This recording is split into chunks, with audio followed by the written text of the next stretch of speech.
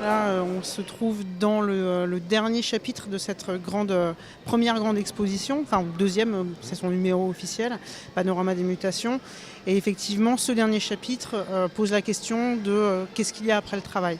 Et on a diverses propositions, des propositions qui sont ironiques, voire critiques. Ici, on est pour le coup plutôt dans une proposition ironique, mais qui se repose aussi sur des témoignages extrêmement réels de qu'est-ce que c'est que la vie au bureau aujourd'hui, parce que toutes les images que vous voyez peut-être derrière moi sont en fait des images qui ont été récoltées patiemment sur Internet et qui sont des images captées dans des bureaux et qui décrivent la vie de bureau contemporaine. Et effectivement, c'est pas triste et parfois c'est plutôt drôle, parfois c'est un peu tragique quand on voit des gens qui perdent les pédales au bureau.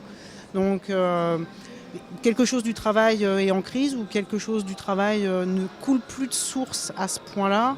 Voilà. Et une de nos interrogations aussi, c'est de se dire c'est quoi la suite? Qu'est-ce qu'il y a après le travail? Qu'est-ce qu'il y a après le travail employé? Est-ce que travail et emploi sont la même chose? Qu'est-ce qui se passe quand on sépare les deux? Etc. etc. Le design, qui est une discipline qui a un petit peu plus d'un siècle maintenant, est devenu progressivement capable, en mûrissant, de faire des hypothèses pour des présents parallèles, faire des hypothèses pour des futurs probables, pas si loin de nous. Et c'est ce qu'on a essayé de rassembler.